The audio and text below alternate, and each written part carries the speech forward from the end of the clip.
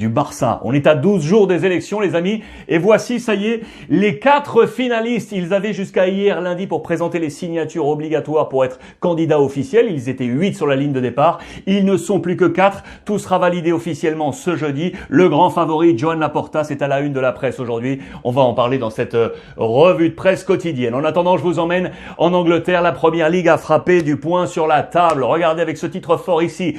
Silly Huggers, les câlins stupides. On ne veut plus voir ces images. C'était la semaine dernière en Cup, Carabao Cup et EFL Cup, les deux coupes nationales, avec des images où bien évidemment le protocole sanitaire n'est plus respecté. On se touche, on se tient. Regardez, Joy Division, la joie qui divise, la division autour de cette joie. Et cette image, par exemple, avec la fracture ici volontaire entre Mahrez et Bernardo Silva de Manchester City. La Première Ligue veut absolument que le protocole soit respecté. Je vous rappelle que le match entre Aston Villa et Tottenham a été reporté avec une pandémie sévère du côté de Aston Villa. On file en Italie. Maintenant, on est à 5 jours du gros match entre l'Inter et la Juve. C'est dimanche. 20h45, prise d'antenne 19h avec le club du dimanche. On va se régaler. C'est à la une de toute la presse et notamment ici, regardez les chocs entre les entraîneurs, les dynasties de patrons, les directeurs sportifs. On va y revenir. Information transfert également autour de l'AC Milan avec Donnarumma. Choc Milan en tête avec 3 points d'avance sur l'Inter. La Roma est 3e, attention à Rome, avec 34 points. Et la Juve qui revient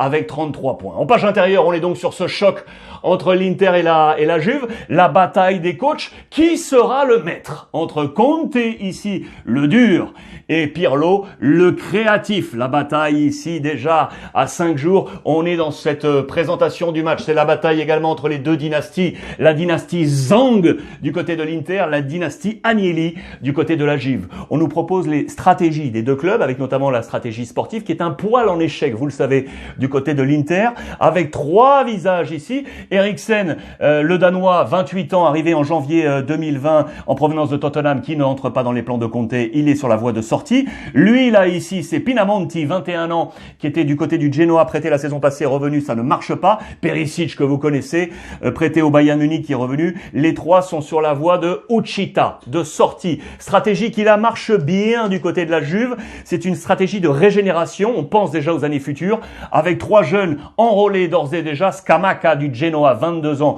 qu'on va prendre du côté de la Juve. Le petit Rovella, 19 ans, véritable pépite. Et ça nous intéresse. Regardez avec le maillot jaune du Football Club de Nantes. C'est Abdoulaye Dabo. Les amis, ça c'est une pépite. Il a 19 ans, suivi par la Juve depuis maintenant 2017. Il vient de passer, là, durant ces dernières heures, la visite médicale. Il est le plus jeune joueur de l'histoire du Football Club de Nantes à avoir signé son premier contrat pro. C'était à l'âge de 16 ans. Il va venir donner du muscle et du poids à la formation des U23 de la Juve. La stratégie complètement différente, vue à l'avantage pour l'instant de la Juve de la part de nos partenaires de la Gazzetta dello Sport. On a vu à la une l'histoire du transfert de l'AC Milan, avec, regardez, ici également, match attendu face à Cagliari pour Milan. La bonne nouvelle, vous le savez, c'est le retour de Zlatan Ibrahimovic, mais pas seulement. Benacer et Selemakers sont également de retour. Discussion contrat, donc pour Gigio Donnarumma, discussion notamment avec Maldini, bien évidemment, l'évolution de son contrat à Donnarumma. En 2015, il était à moins d'1 million d'euros, également en 2016 ici, 2017 à l'été, c'est là qu'on a fait le big up avec 6 millions d'euros. Son agent, c'est Mino Raiola, qui veut autour de 10 millions d'euros. Discussion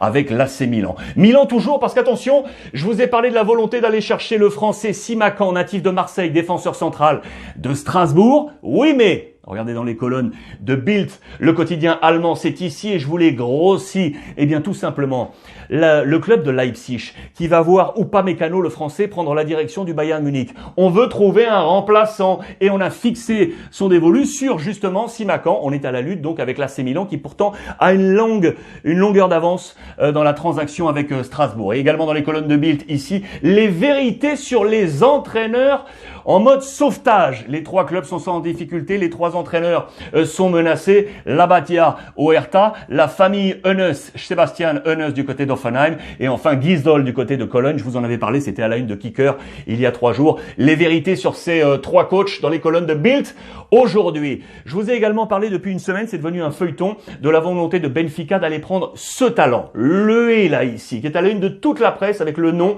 Pinho. C'est Rodrigo Pinho. Je vous en parle encore parce qu'il est né en Allemagne. C'est un Brésilien, il a 29 ans. il est libre de tout contrat. Benfica a d'ores et déjà ficelé l'affaire pour la saison prochaine à 5 saisons. Pour le prendre, c'est un véritable buteur sous les couleurs de Maritimo. Il a justifié cette volonté de Benfica la nuit dernière avec une victoire en Coupe du Portugal face au Sporting en plus. Voilà l'importance pour Benfica. À lui tout seul, un but, une passe décisive. Il a été l'homme fort de cette qualification. C'est à la une vraiment de toute la presse. Porto et Benfica, de leur côté, jouent ce soir. On verra les résultats demain. Voilà qui justifie parfaitement la stratégie sportive de Benfica qui est dans le dur. Et je vous rappelle que Jesus, le coach, le veut non pas pour la saison prochaine, mais dès cet hiver. L'ami Pigno, c'est une affaire à suivre. Le Barça donc, avec annoncé en titre, le Final Four, les 4 visages des candidats. La validation sera donc ce jeudi. Les votes ont donc été présentés hier. Les votes pour passer le cut, je vous rappelle, le nombre de signatures qu'il fallait avoir était à 2257 signatures. Il y a un double titre ici, un double jeu de mots parce que Final Four également, ce sont les demi-finales de la Supercoupe d'Espagne mercredi et jeudi du côté de Malaga. Le Barça qui affrontera la Real Sociedad alors que le Real Madrid affrontera l'Athletic Bilbao. On va en reparler. Mais si on s'attache pour l'instant à ce gros titre ici, en page intérieure, c'est très clair. Les résultats de Joan Laporta, le grand favori, lui qui a déjà été président du Barça, on est à l'optimisme. 2200 et quelques, c'était le cut à passer. Les signatures présentées par Laporta, 10 257. C'est un raz-de-marée en sa faveur. Les 3 autres, Victor Font, 4710, Tony Freixa, 2821, Émilie Rousseau, 2501. Il y en avait 4 autres qui n'ont pas passé le cut. Ils sont donc 4 finalistes sur 8. Je voulais vous montrer également quelques chiffres intéressants parce que depuis que Laporta il avait été élu en 2003, il n'avait pas eu la plus forte il n'avait pas eu le plus fort apport de signature d'ailleurs pour être finaliste. C'était Bassat qu'il avait eu et pour autant il avait été élu, Laporta. 2006, réélection. 2010, il ne pouvait pas être réélu une 3e fois consécutive. C'est son numéro 2, Sandro Rossell, qui ensuite sera en friction avec lui qui avait été élu. Et puis en 2015, il s'était présenté, Laporta, il avait eu 4271 voix. Il avait été battu par Bartomeu, bien évidemment avec déjà le nombre de voix ici.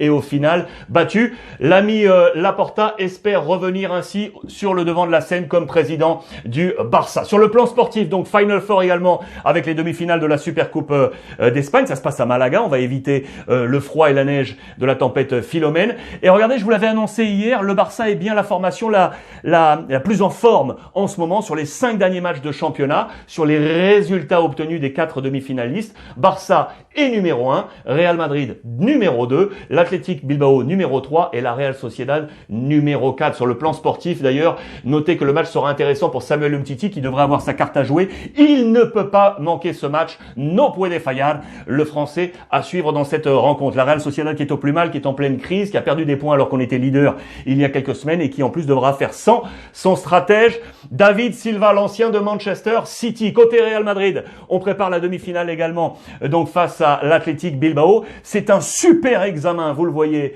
pour Zizou et les siens, alors qu'à la une de As, on nous parle encore du feuilleton Kylian Mbappé avec la formule pour faire venir le Français du Paris Saint-Germain. En page intérieure, on nous montre d'ailleurs le 11 rêvé pour les années futures du projet Real Madrid avec l'ami Alaba également du Bayern Munich ici. C'est également dans les colonnes de Marca, vous le savez, libre de tout contrat. On parle d'une arrivée au Real Madrid. Camavinga, la petite pépite du stade Rennais. Haaland, le taureau du Borussia Dortmund et Kylian Mbappé. Voici quel serait le 11 rêvé du Real Madrid. Attention les amis, on joue ce soir d'ailleurs en Liga, match très intéressant sur les antennes de beIN Sport avec un Atlético Séville palpitant, le choc entre 2 très bons buteurs, Luis Suarez qui est ici Atlético et En-Nesyri en ce moment qui cartonne du côté du FC Séville. C'est à suivre ce soir. En attendant les amis, je voulais vous lancer un grand merci, vraiment un grand merci, car depuis qu'on a relancé cette revue de presse quotidienne, ça fait une trentaine d'éditions maintenant, déjà plus de 4 millions de vues, grâce à vous sur les différents